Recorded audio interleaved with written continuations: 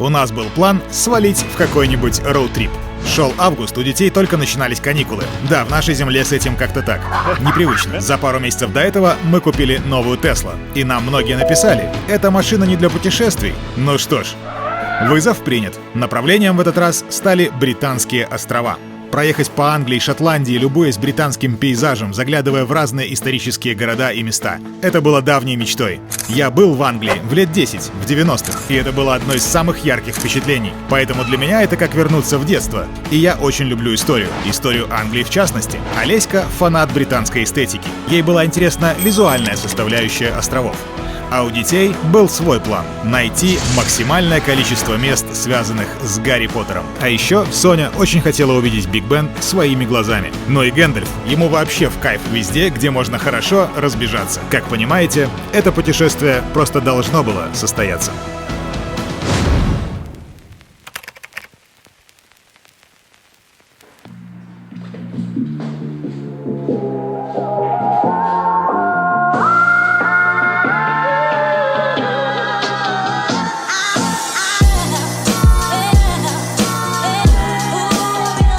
Так близко возле стекла. Ну и надеемся, что я все сделал по инструкции. Будет обидно, если треснет эта штука во время поездки. Ну что? Я могу сказать, что мы не минималисты. Да? Слушай, это тут немного вещей совсем осталось. Справедливости ради, у нас вещей столько же, сколько в Норвегии было. Но когда оставалась на земле вот такая куча, внутри места уже не было. А здесь еще полно на самом деле. Еще там почти пол багажника свободно. И здесь еще вообще ничего не лежит. Даже там есть место. О, а это у нас обувной шкафчик с пылесосом. Кстати, вообще шикарное решение. Класс, отлично. Слушай, ну все, пакуемся. О, здравствуйте. Контролирует процесс. Гэндальф, ты готов уже? Он уже готов. Палаточка, стульчики, вкусняшки для Гэндальфа, все легло сюда. Спальники и все наши вещи. Вся наша одежда на туманную погоду. Ну и у Гэндальфа огонь место. Он, конечно, будет спать головой на своем корме, но мне кажется, это даже приятно. Там немножко провианта и обувной шкаф. Отлично. Гэндальф, ты шикарен. Тебе нравится? Погнали, короче. Основная проблема с вещами в таком путешествии — это то, что оно летом, а вы едете на север. Это значит, что нужно продумать и взять одежду, подходящую, начиная от 30-градусной жары на юге Англии до пронизывающего ветра с дождем на севере Шотландии. И все это в 4 комплектах. Плюс еще походный набор с палаткой, спальниками и всем остальным. В общем, это сложно. К счастью, наша Тесла вместила все. Даже еще место осталось. Но с ней есть другой момент. У нас первая подзарядочка где-то возле границы Германии и Франции. Сейчас прогуляемся, малыш, подожди. О, хорош. Вот чем нужно заниматься, когда заряжается от себя машина. Но это еще жена просто хорошая. Ты их складывала?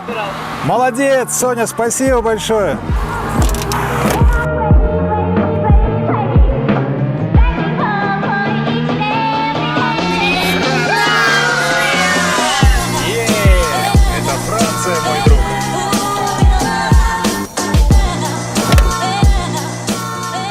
Вторая зарядка.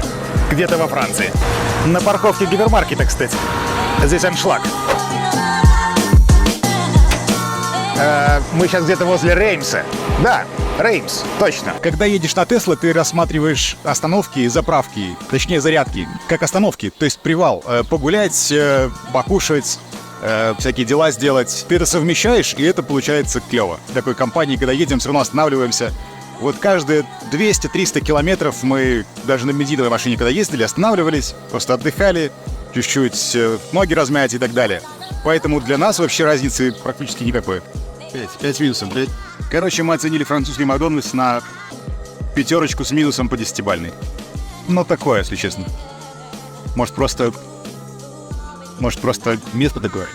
В среднем зарядка занимает 15-20 минут. В первый день у нас был достаточно большой километраж — 750 километров от Штутгарта до Кале во Франции. По дороге мы останавливались на подзарядку 3 раза, что вполне хорошо и комфортно. Но несмотря на это, первый день складывался не совсем по плану. Вот там стоит паром, который отправится в 6 часов утра из Франции в Англию. А вот это мы. Вот там. Это те, кто опоздал на последний паром сегодня на 5 минут. 5 минут. А все потому, что сегодня все пошло не по плану. Мы долго собирались, гораздо позже выехали, чем планировали, потеряли там одну штуку, искали ее. В общем, целая череда обстоятельств, которая привела нас к этому моменту. И сейчас мы ночуем здесь. Мы и еще пару таких же чуваков, как мы. Нам осталось всего-то часов 5, где-то 6. А ведь на той стороне нас ждал отельчик с теплой кроваткой. Такие вот дела.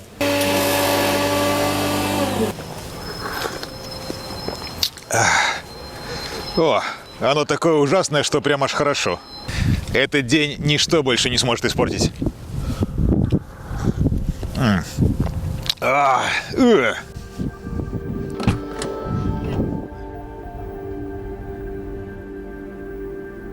Прям одни из первых тут стоим.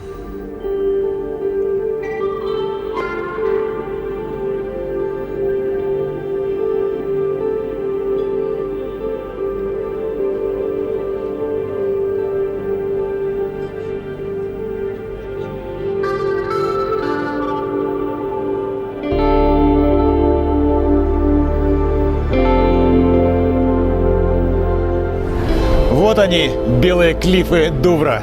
Вот мы. А вот там, вот это паспортный контроль. Фейс-контроль. А, вот это фейс-контроль. А, это Зайцев проехал туда. Это французская чайка, она... Ну что сказать, если бы мы не опоздали и приплыли вчера ночью, мы бы этого не увидели. Поэтому, может и хорошо, что все так. Потому что, когда ты прибываешь в Англию, вот что надо видеть. Белые скалы Дувра. Как это происходило когда-то? Давно-давно, когда не было туннеля под Ла-Маншем и не было самолетов, и люди сюда приплывали. Они видели это. Мало какой фильм про Англию обходится без сцены на фоне этих скал. Визитная карточка, можно сказать.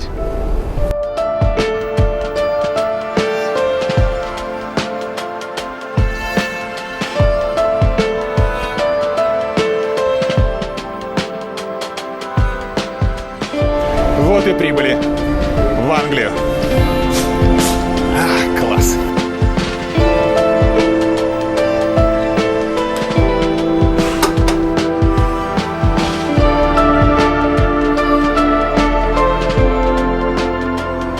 Капец, а почему здесь все едут по встречке?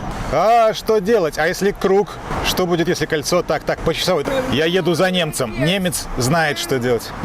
По плану мы должны были встретить рассвет и провести утро на белых клиффах Дувра с видом на Ла-Манш. И хотя детали немного изменились, план остался прежний. Надо было только найти подходящее место. Желательно с каким-нибудь красивым викторианским маяком. И тут как раз такой есть. Маяк Южного Форленда, построенный в 1842 году.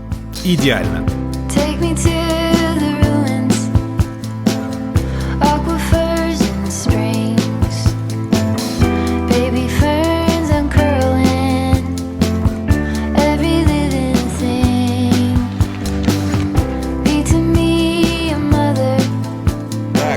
Я не пройду.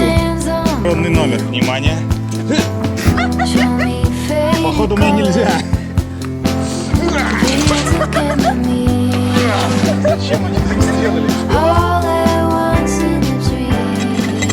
Пикничок с видом на Ла-Манш. По Декале. Это самый лучший вчерашний бургер, который я ел. Огонь. Там даже видно берега Франции. А еще здесь берут чаек, пьют. Мы тоже возьмем. Прям на подносиках и все такое. Вау, что происходит? Что это? Это же... Так, это специальные булочки с коркой для чаепития. Вау. Это, короче, крем. И каждому по баночке младенцу. Так, и все это происходит под британским флагом.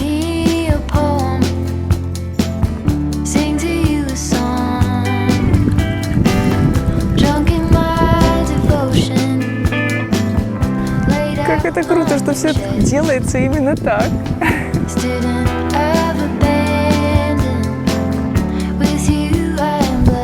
Все, можно сказать, что путешествие в Англию уже удалось. Можно плыть обратно. Смотри, это чаек, настоящий английский. Ты должен попробовать. Ну, понюхай хоть. Не хочешь? Ты же в Англии, ты должен попробовать чаек. Нет? Ладно, может, тебе понравится настоящее английское печенье? А, ну да, конечно, конечно, естественно. Ладно, чай мне, печенье тебе. Гэндальф, ну это же, посмотри, какой вид. Это же Ла-Манш, я же тебе рассказывал. Ну, помнишь? Короче, там викинги, туда-сюда, англосаксы. Красиво, клево. Ладно, ладно, хорошо, я знаю, что ты хочешь. На. И все-таки интересно, что первое, молоко или чай?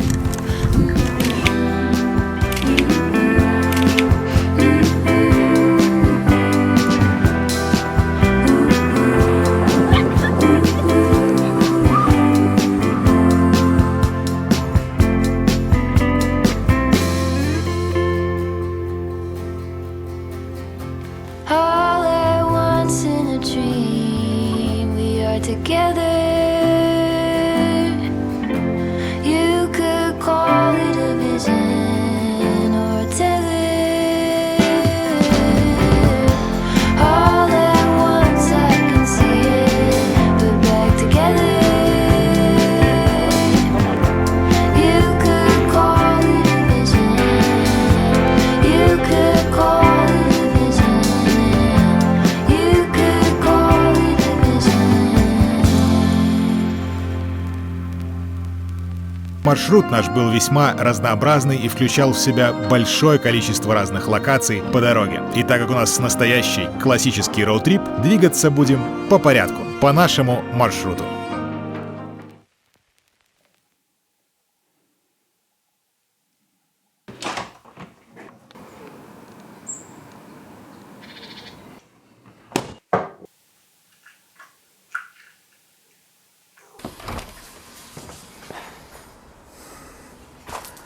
Первые 2 дня в Англии очень радуют погодой. Мы вчера даже немножко подгорели. Получили британский загар. Но вообще наш план. Мы объехали Лондон и едем на север. Потому что в наши планы входит не только Англия, но вся Великобритания, то есть Шотландия тоже. И еще пару соседних островов. Поэтому мы посмотрим север Англии, выйдем из нее и потом опять въедем. Как-то так. Так, у нас дежурство по кухне. Вот, сегодня очередь Стефана. Не всегда он делает это с удовольствием, но делает. Да, мы в семье практикуем разные дежурства, короче, домашние обязанности и так далее. Такие дела. Вот только у Гэндальфа самые хорошие обязанности. Просто быть милым облачком. Да, Гэндальф? И послушным. Так, у нас тут личный повар для путешествий. Познакомьтесь, вот, пожалуйста. Софи Кей, мастер омлетного дела. Знаешь, когда заканчивается детство? Когда? Когда зовут не кушать, а готовить. Вот она, реальность. Такой вот милый домик на первую ночь. Жилье мы, как правило, ищем на Airbnb, если это не кемпинг какой-нибудь или что-нибудь в этом духе. Хотя здесь вот, кстати, и кемпинги тоже есть. Вообще в поиске жилья мы используем разные сервисы, и букинг, и все остальное. Но когда у тебя роуд-трип, и ты двигаешься от точки к точке, да, это получается дороже, чем снимать прям сразу на неделю или на 2 где-то жилье. Но такой формат. А вообще в Англии дорого. Прям напоминает прошлогоднюю Скандинавию, если честно. В следующем году надо выбрать страну побюджетней. А вот что нужно не забыть, когда едешь в Англию. Вот такой вот переходничок, а лучше несколько. Иначе вся техника останется в рюкзаках.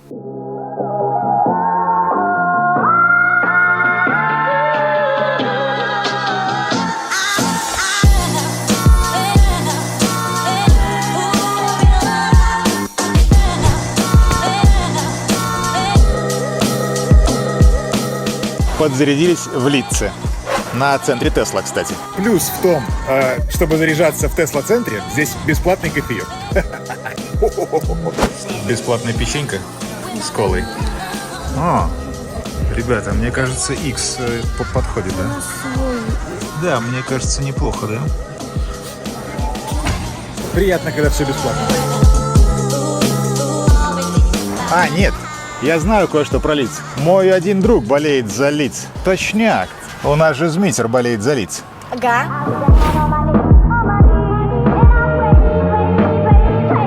Змитер, дружище, это для тебя. Лидс чемпион! Змитер, ты, конечно, только не обижайся. Я не знаю, кто этот чел, но он похож на Джокера. Ему волосы в зеленый покрасить, это будет Джокер. Он реально похож.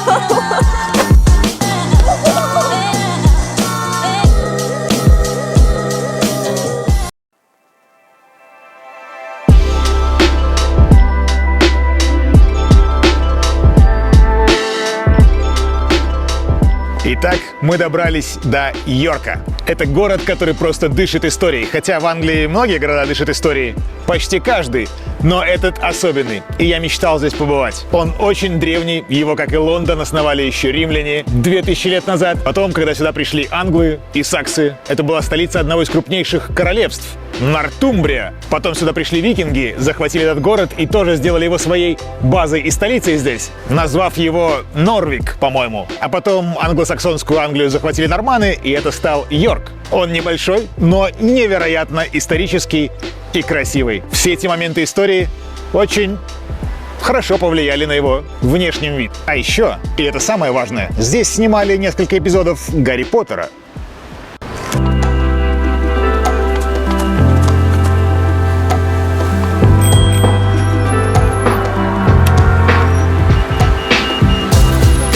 Йорк — это первый английский город, где нам довелось полноценно погулять. И он, конечно, производит впечатление. Вся эта готичная архитектура, кирпичные здания, витрины магазинчиков, вывески и шрифты. Везде просто шикарные шрифты. Все это очень погружает в атмосферу Англии. А для полного погружения на улице можно продегустировать чай возле магазина, где продают чай. Стефан снимает, как наливает чаек на улице. Вот они, дети блогеров. Норм? Очень вкусно.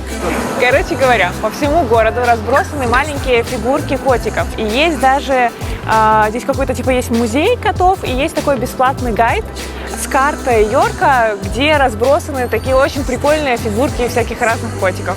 Вот, можно по Йорку гулять вот по следам котов. О, шикарно получается. Отлично. Нет, с нашими детьми все в порядке, на самом деле. Долгие часы в машине идут им на пользу. Разрядка, так сказать. И здесь есть два преимущества. Первое, это не настоящая трава, и она мягче. Здесь есть муравьев, и не красится одежда. Второе, то, что на площадках можно покалечиться, а тут делаешь, что хочешь. А здесь нельзя покалечиться? А если разбежаться? Ну, по-моему, это гениально. Вместо детских площадок просто газон в центре, и все. И погнали. Вообще, в Йорке чувствуешь себя как в каком-то сказочном фильме с налетом фэнтези. Что-то вроде Гарри Поттера, вот что-то такое. Реально. Вот, например.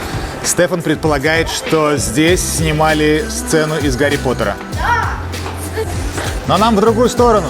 Гарри Поттер и Гермиона. Мы видели там косой переулок, прямо там. Да, Стефан прав. Знакомьтесь, это Шэмблс-стрит. Некоторые издания называют ее одной из самых средневековых улиц Европы и самой живописной улицей Англии. Не будем даже представлять, что здесь было в Средневековье. Но это улица и это место, где снимали фрагменты Гарри Поттера. В частности, те, где Гарри закупался к школе. В первой части, по-моему. Вот конкретно в этой лавке Гарри выбирал палочку. Точнее, палочка выбирала его. Я кое-что знаю про Гарри Поттера, да-да. Собственно, вот этот момент. Кто узнал? Там Стефан хочет в лавке Алеандра палочку купить, ну типа свой подарок на путешествие. Ты хочешь сказать, что какая-то палочка выбрала Стефана? Или Стефан выбрал палочку? Это важный момент. Да, у нас вообще есть такое правило, что за путешествие они могут выбрать себе один какой-то подарок. И Стефан хочет палочку в лавке, где Гарри купил палочку. Мне кажется, это клево. О, вот это еще прикольнее. А где Дамблдор? А, самая верхняя Дамблдора?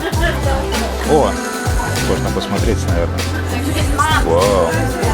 Тут палочки, Стефан. Ну как? Она тебя выбирает? Нет. Офигенно. Короче, атмосферно до безобразия просто.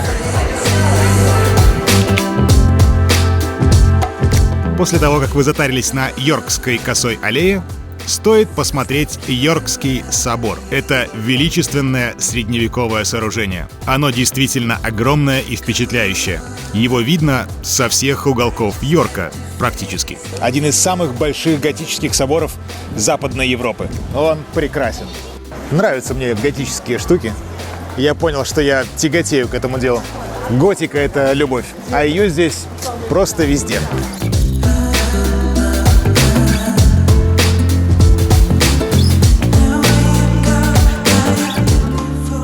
Что обязательно надо успеть сделать в Йорке, это попробовать йоркширский пудинг.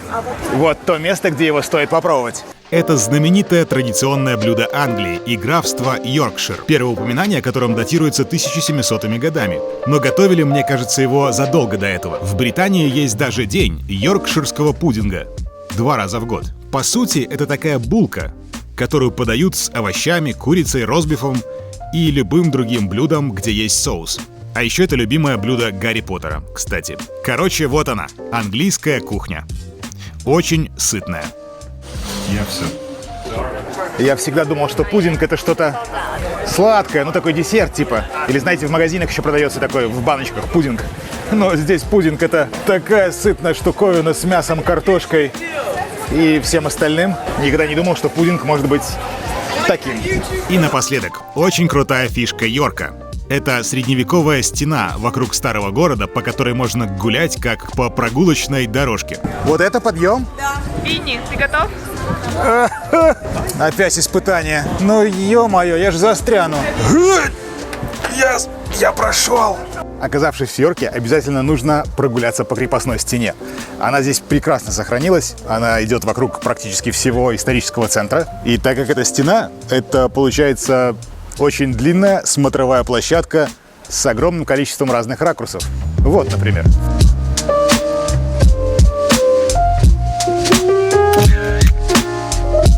Длина таких пешеходных стен около 4 километров, и с них уже можно отлично посмотреть старый город. А вот это выглядит просто невероятно. Как же это хорошо. Вы туда хотите? А контуры стены определили еще когда-то римляне. Вот каким изначально был Йорк. Римской крепостью в 71 году. В общем, ставим Йорку абсолютный зачет. Особенно для любителей истории и Поттера-манов. Для посещения обязателен. На Airbnb эта комнатка смотрелась поменьше, конечно. Но это не одна комнатка. Тут еще 2 спальни и большая кухня, и все удобства. В общем, достаточно простое жилье, но очень просторное, со всякими плюшками. Такой вот дворик тут. И местный колорит. Нам тут даже кофеек оставили. Хлебушек, вареница, молочко. А нет, молочка не оставили. Но вообще приятненько, конечно. Это, кстати, был по дороге самый недорогой вариант. И он завесил примерно около $100 примерно. Да? 111. За ночь. $111. Что очень круто для здешних мест. Да, и это очень хороший ценник. Вот так вот. Поэтому я чувствую, что скоро деньги у нас закончатся, и мы будем жить в палатке. Но вообще, палатку мы для этого и взяли. Потому что, конечно, не все время в ней остановишься. В плане погоды, и передвижения, и скорости, и так далее. Поэтому иногда мы останавливаемся в таких вариантах. Но палатка есть, чтобы кое-где иногда можно было чуть-чуть сэкономить. Потому что трип по Британии — такое дело, я вам хочу сказать. Но есть одна очень интересная особенность в английских домах. Это смесители. Очень много где в Англии смесители выглядят вот так. Здесь горячее, здесь... Нет, наоборот. Здесь холодное, здесь горячее. И смешиваются они как-то... Вот так, наверное, как-то нужно делать. Я не знаю, в чем здесь хитрый план, но вот оно смешивается где-то в середине. Кто это придумал? Почему так? Это же... Может, у них есть какая-то техника, как смешивать воду руками, я не знаю. Причем, что в душевых нормальные смесители. Вот, пожалуйста. Это какая-то загадка. Палатку мы, правда, распаковали только уже в Шотландии. А еще по дороге в инсте нам задавали вопрос про левостороннее движение в Британии. Я, кстати, поначалу выехал на встречку пару раз. Ничего криминального, привыкаешь за пару дней. Сложнее всего привыкнуть к тому, что на кольце нужно ехать в другую сторону. И к тому, что люди на трассу въезжают с левой стороны. Нужно быть внимательным. А еще у них достаточно узкие дороги. И практически без обочин. Сразу кусты или забор какой-нибудь, причем каменный. Это тоже нюанс. Но если у вас есть опыт, бояться не стоит. Проблем не возникнет. Скорее всего.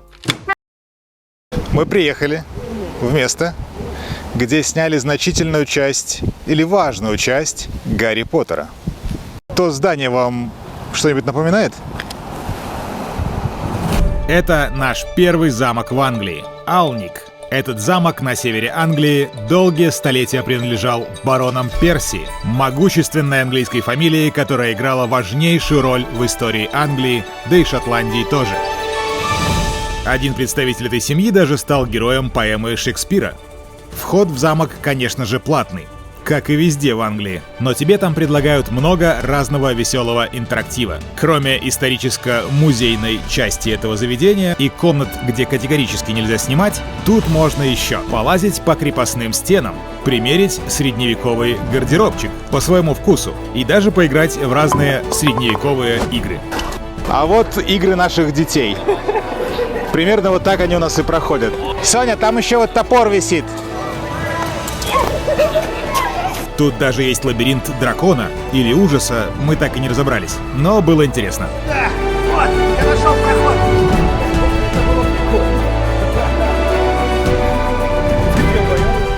А что же с Гарри Поттером, спросите вы?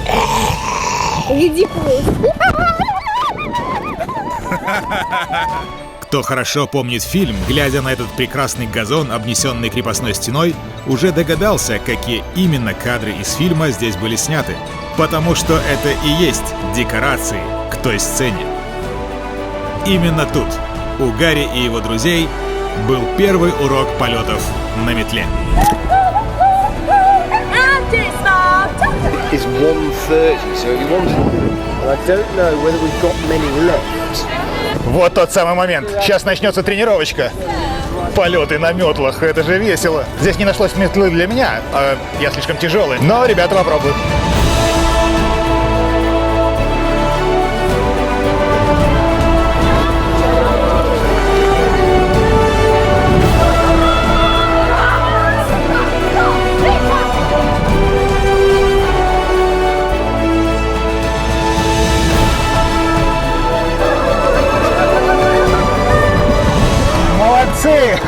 Конечно, понятно, что съемки Гарри Поттера — это не самое значимое, что произошло в этом замке, наверное, за его долгую историю.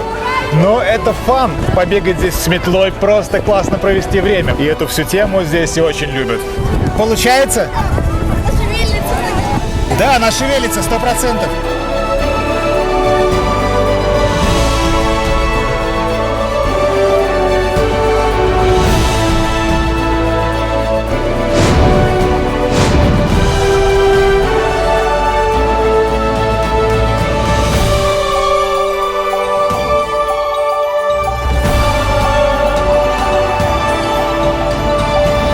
Ну, кажется, все. Со всеми маглами покончено. Едем дальше. Но у нас сегодня это был не последний замок, потому что, переместившись чуть севернее и чуть ближе к побережью, можно увидеть еще одно величественное сооружение.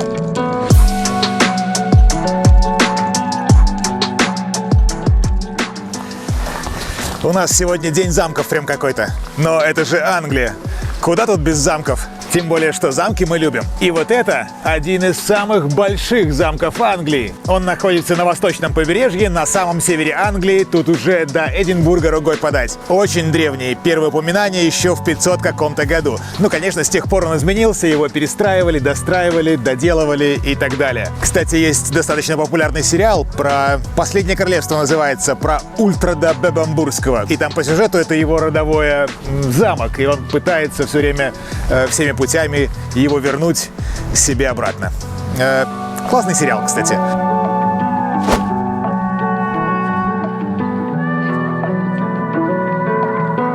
Он шикарный!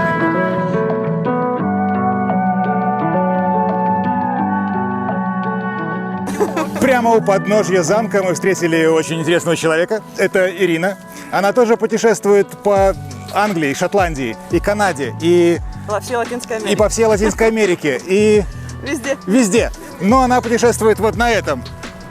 Это не шутка, да? То есть это серьезно, вот это? Представляешь, это все мои вещи. То есть там ноутбук для работы, там все для кемпинга, там все теплые вещи, там еда. Это следующий уровень. Это профессионализм. Что, ребята, вы готовы? Я сейчас Да. Одна запасная. То есть вот это вот все. Здесь... А здесь палатка у тебя тоже?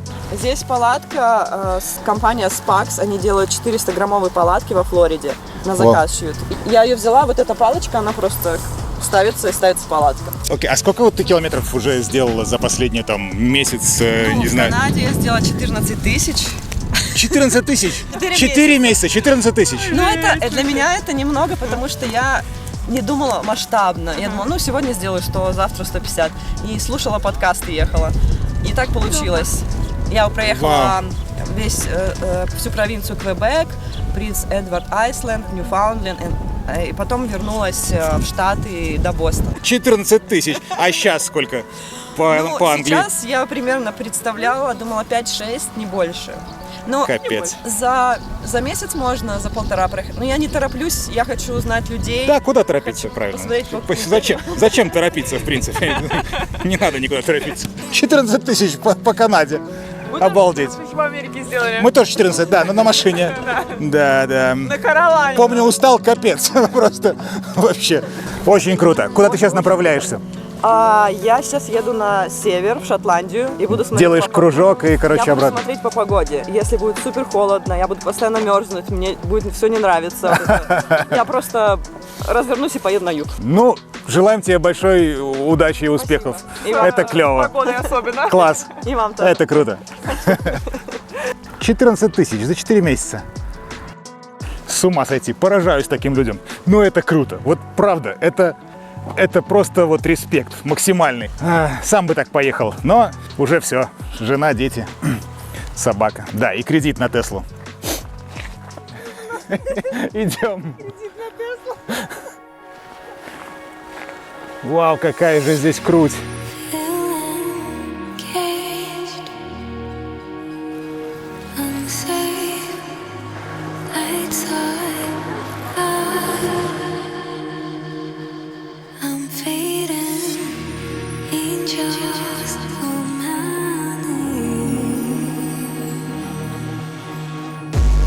move on, just move on.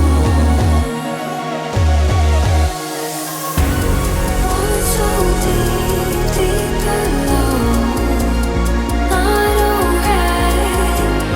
Cannot see, time's too slow. Can't keep fighting. Used to be free, but now I'm just losing my mind. It's all in my head, it's all in my head.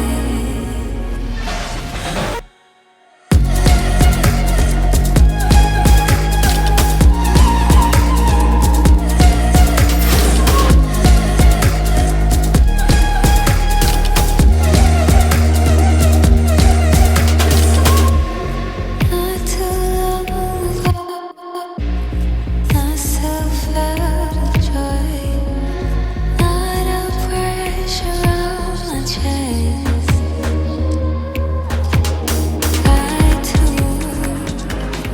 Место стоящее, вот правда. И особенно круто это песчаный берег, такой широкий, по которому можно гулять, особенно в такую погоду. С берега эта крепость такая величественная поднимается над морем. Шикарно просто. А вот там далеко-далеко точечка такая. Это Линдесфарен. Там когда-то в древности, в годах 800-х, примерно 700-х, был монастырь, который очень знатно разграбили викинги. И это был один из первых набегов на Англию. Не первый, конечно, викинги приплывали и до этого. Но именно это событие так всех потрясло и ужаснуло. Ведь монастыри раньше не охранялись, никто не трогал золотые всякие штуковины, которые хранились в церкви. А викингам было на это немножко наплевать. Это задокументированная история, и после этого случая считается как бы такой точкой начала широкомасштабных набегов на Англию со стороны Скандинавии. Это событие, кстати, отражено в сериале, опять-таки, «Викинги». Там по сюжету его разграбил этот Рагнар Лодброк со своими ребятами. Но на самом деле подтверждений никаких этому нет. Просто это были какие-то скандинавы. Кто его знает, может и он. Вот первый замок, который мы сегодня смотрели. А вот здесь, где мы сейчас. И вот еще Линдесфарен. Ну и нам дальше, на Эдинбург.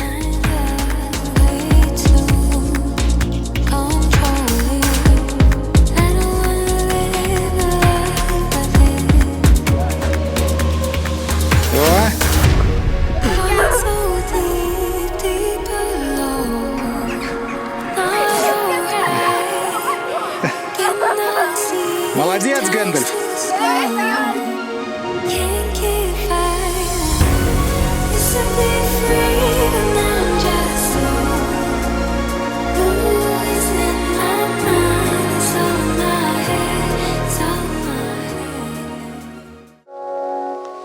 На севере Англии было еще одно место из списка «Обязательно». По крайней мере, у меня. И, наконец-то, в этот день был дождь и туман. И это был первый из 2 дождливых дней за все путешествие по Англии. Вот тебе и страна дождей. Ну вот, настоящая английская погода. Непонятно, откуда идет дождь. То ли сбоку, то ли сверху. Здесь есть очень интересное место. Но сначала надо сменить головной убор на северный. О! Отлично, так лучше. А приехали мы на место, где когда-то, очень-очень давно, стоял римский лагерь, римский форт. Вот его развалины. Вот мы сейчас здесь, и нам нужно пройти сюда. О, а вот картинка, как римляне справляли нужду. С наглядным пособием. По-моему, это очень по-английски. Из всего, что можно было показать, они показали, как римляне ходили в туалет. Это очень важный вопрос, конечно. Вот у них были такие уютные помещения, они сидели, брали в руки вот такой микрофон и переговаривались с друг другом, чтобы лучше было слышно. Хотя мне кажется, что это для чего-то другого. Нет, да ну, серьезно, жесть какая.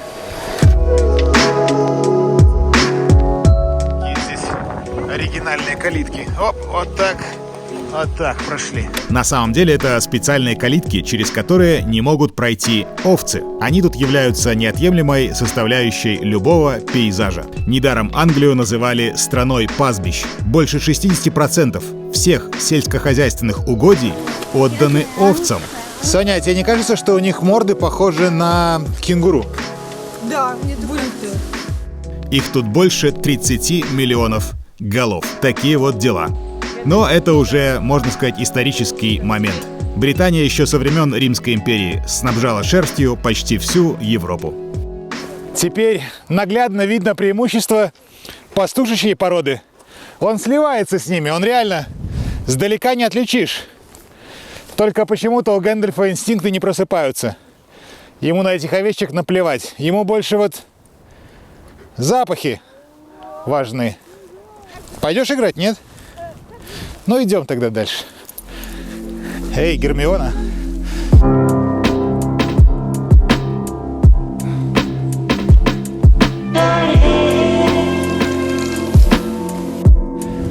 Мы дошли до границы цивилизации. Ну, по крайней мере, римляне считали, что она заканчивается здесь.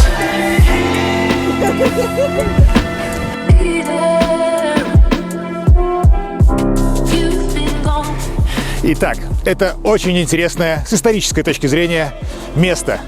Очень важное. И это та точка на карте, которая давно была в моих планах, где я хотел сам оказаться, сам посмотреть и почувствовать. Кратко вспомним историю Англии. Точнее, никакой Англии тогда не было. На этом острове жили бриты, кельтские племена. Потом сюда пришли римляне. И не без труда завоевали какую-то часть острова. А именно все, что южнее. Конечно, было сложно, было куча восстаний. Одно даже под предводительством женщины. Боудика такая была. Кстати, может, отсюда пошла традиция, что некоторые королевы на этом острове задают тон. Ну ладно, не об этом. В общем, более-менее римляне их завоевали, население романизировалось и пошла жизнь. Но римлянам нужен был весь остров. И они пошли дальше, на север, вот туда. И там тоже жили кельты, пикты в основном. И римляне отхватили от пиктов по полной программе. Они пытались захватить север несколько раз. Ничего не получилось, и в итоге они решили, да ну их, бесперспективняк. И построили стену. Реально, вот. Вал Адриана. Он тянется через весь остров в самой узкой его части. Наверное, это самая узкая часть. С западной части на восточную. Или наоборот, неважно. Но это была беспрерывная стена укреплений, лагерей, крепостных каких-то башен, которая не давала племенам пиктов заходить на эту сторону. В общем, римляне решили, что цивилизация на тот момент заканчивается здесь. По эту стену. Когда-то эти стены выглядели весьма внушительно. В 3 метра толщиной и до 6 высотой. А еще много где они были грамотно вписаны в здешний ландшафт, так, чтобы быть еще более неприступными. Серьезное оборонительное сооружение в 120 километров длиной. Сейчас от этого осталось только каменное основание, которое, впрочем, служит стеной для овец. Такая вот ирония. Зато местами по нему можно гулять, любуясь английским пейзажем, и думать о Римской империи. Как было выяснено недавно, многие мужчины частенько думают о Римской империи. Здесь для этого очень подходящее место.